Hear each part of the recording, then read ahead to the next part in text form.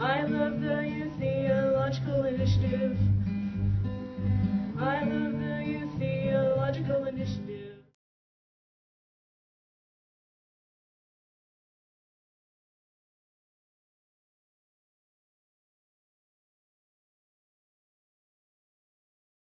Yeah. That you learn at YTI sometimes the hard way. Wonderful, thank you all so much. As you can tell, that we actually do have quite a number of students coming from Florida. I think we have 10 from Florida, 4 others coming from Jacksonville, as a matter of fact. Our largest group are from the metro area and then Florida.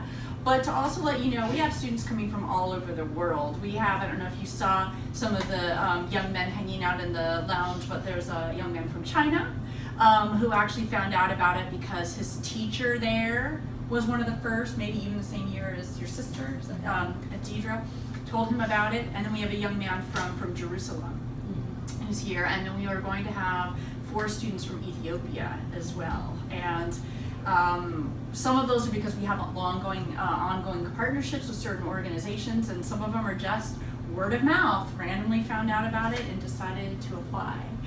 We also have some young people coming from New York City, from outside of Chicago, from outside of Boston, North Carolina. I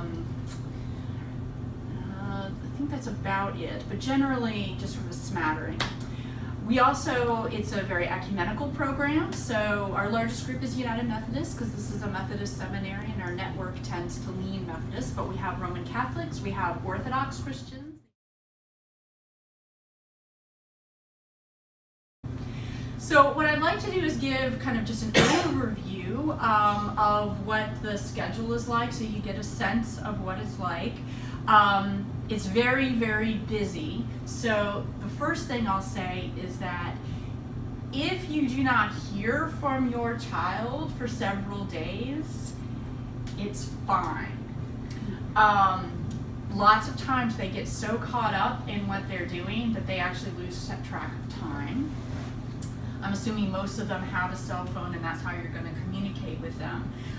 Again, the number of, go ahead and pass this out, you can use this if you become very concerned and you haven't heard from them for days and days and days, or you need to communicate a message to them. You can definitely reach us through Rochelle's phone. But generally speaking, no news is good news, because it really means that they've completely immersed themselves and they're having such a good time. They're not homesick, they're happy to be there. So that's one thing to kind of say. So we do keep them pretty busy. As some of you may know, there's a classroom component. So one of these things is called exploratory courses. They got to pick one of these, and these are taught by doctoral students, 2 of whom are PhD students here at Emory, one of whom is a PhD student at Yale and is himself an alum from YTI from several years ago. And so they're going to take one of these classes, and that meets 3 times a week, Monday, Wednesday, Friday, 9 a.m. And that goes through the whole 3 weeks. They will have reading assignments. They will have some projects they have to work on. Hopefully it takes them a week or 2 before they realize that there's no grades, and so we can't make them do the homework. So usually it takes them about a week before they realize that they can probably get away with not doing the homework. But we hope that they'll do it. Part of what we do is we give them the whole book, even if they're only reading parts of it, because we really are wanting them to feel like they're in college and feel like that we are treating them at the highest bar. You know, that we know that some theology is a little bit dense to read, or it can be sort of big concepts, but we believe you can do it. And we're giving you the books that even if you don't read all of it during these 3 weeks, you're taking it home with you, you're putting it on yourself. And I have alumni who tell me, you know, like, they get to college and they finally crack open that book that they only looked at a little bit during YTI, and they're like, this was a really great book. Now I understand what we were talking about. And they're happy to have that.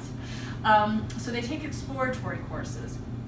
There's plenary, which is all of them in one classroom, and that's taught by Rochelle and by me and by some other professors at Emory. And those tend to kind of focus on some of the larger skills, like thinking about how to read the Bible and talking about the fact that good, faithful people can read the same passage and come to different conclusions about how to apply it to their life, and how do we engage each other across those different perspectives. We will talk about what is theology and how do you do theology, and we talk about then sort of with the skills that you're learning, how can you take this back home with you? How can you take this out into the world? Another part of the program is called Faith and Justice. And so that's exactly what it sounds like. We're trying to get them to think about different social justice issues and how that relates to their faith. And so they will be going out into the Atlanta community, and they signed up for this in advance as well. So I think one is looking at mass incarceration, and one is looking at faith and technology, which is one that Heather's teaching. One is looking at immigrants and refugees, and the other one is looking at food justice and ecology. And so they're, for instance, they'll literally get their hands dirty in the ecology group and go to an urban farm and do some gardening and learn about food security issues. With the immigration and refugees, they will go to Clarkston, which is, if you don't know, I think it's like the most diverse city in North America, but it's a major refugee resettlement area. And so they're going to learn and actually engage with people who are refugees and learn about what that experience is like to be a refugee and come to America. Heather's going to have them learn about issues around access and technology. How do people who can't afford to have internet at home, how do they get access to technology? How is technology used to make the world a better place?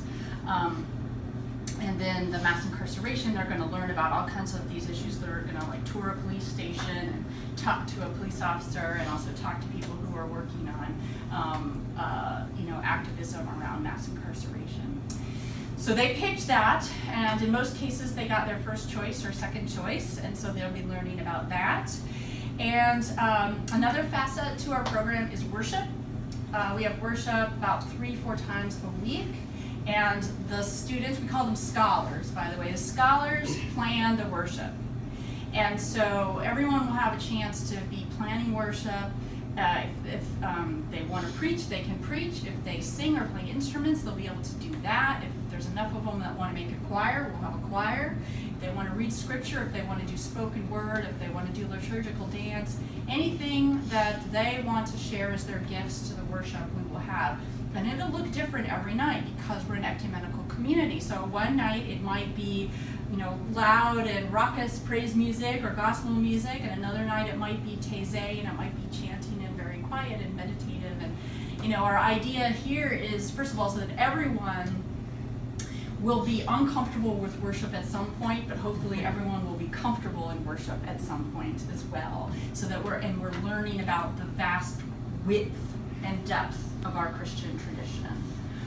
Along with that, we actually have optional opportunities for evening prayer, and we have someone here who knows how to do all kinds of different kinds of Christian meditation and prayer, and teaching them these different practices just to experiment. We're just sort of inviting them to experiment if they want to learn about this deep tradition that we have.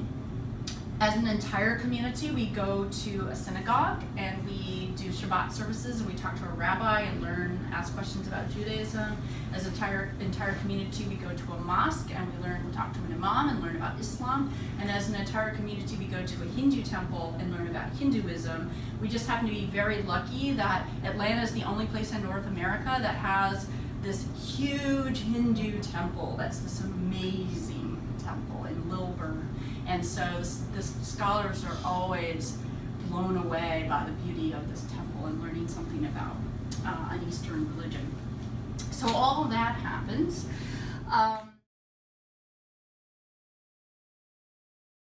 And then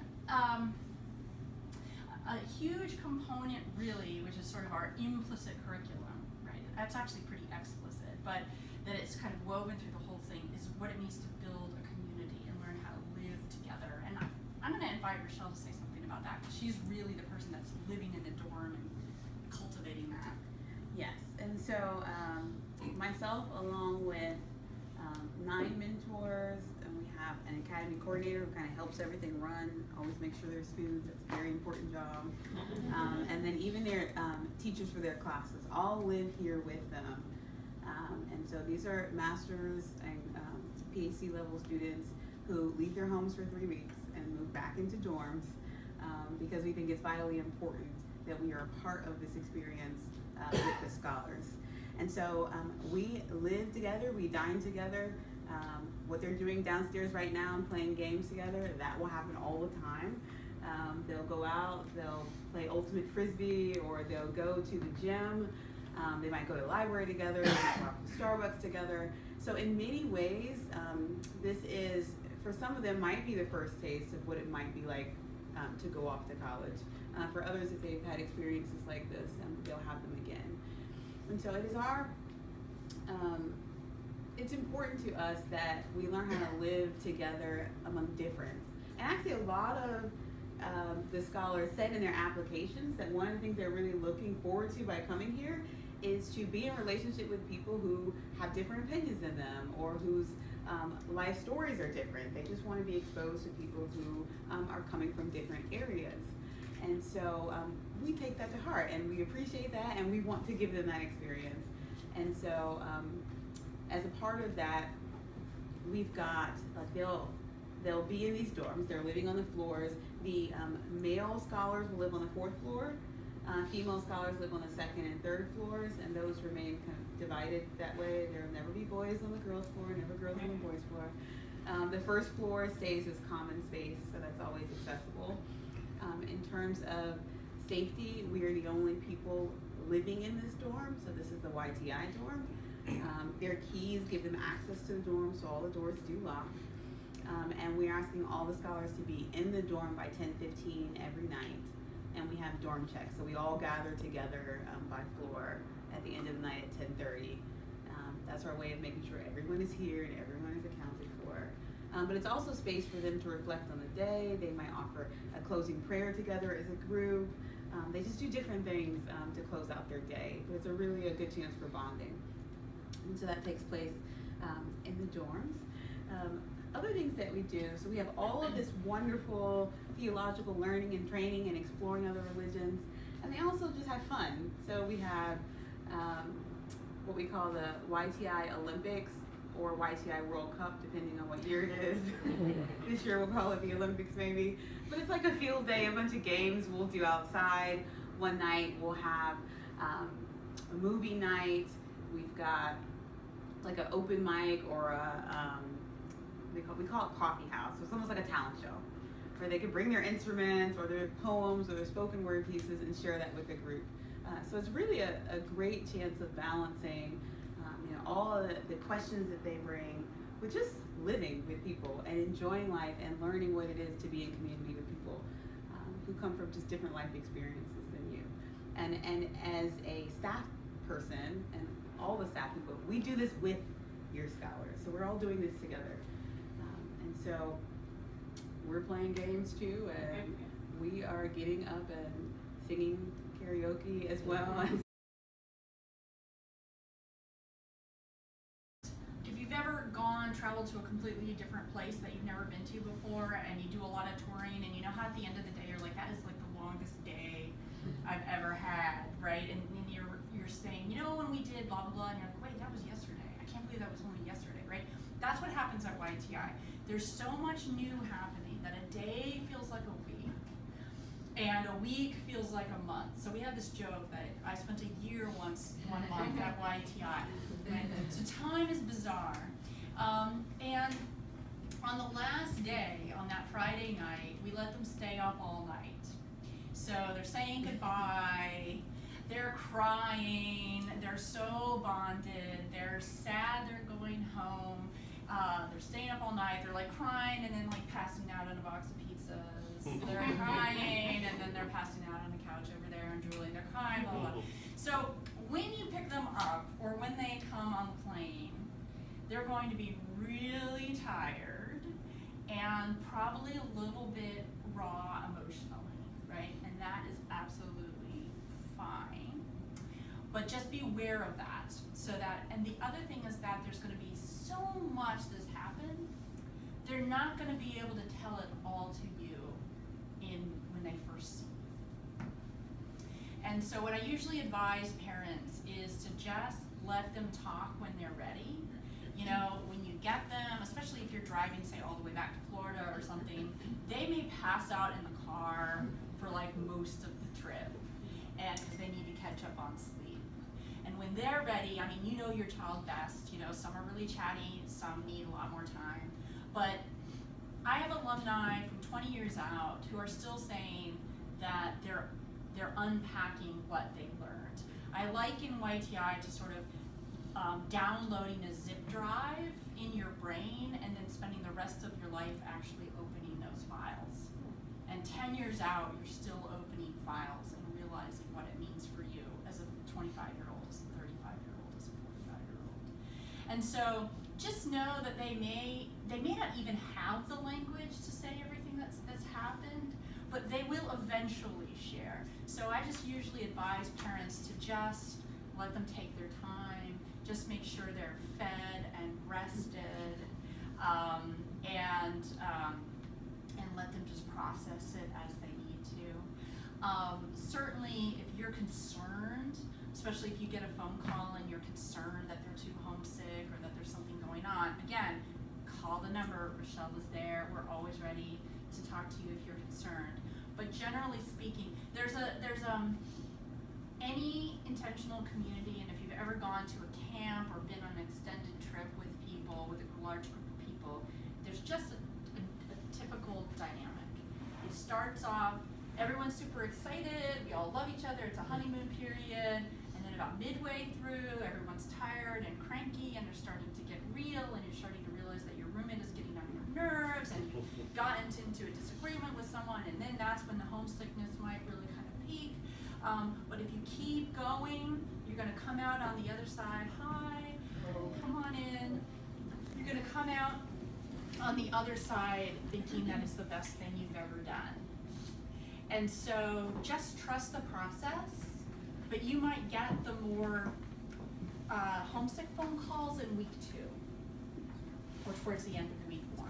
And just know, just keep encouraging them to stick it out and keep going, because they will. I've almost never had to send a scholar home because they were homesick. I've always really tried to encourage them to keep walking it through. And if I have the support from the parents to keep going, they'll usually come out on the other side so grateful that they stuck it out. So that's just kind of a thing to know. I usually try to send a letter home during week 3 to kind of remind you of all of these things, to just let them breathe and sleep and process on their own time. I love the youth theological initiative. I love the youth theological initiative.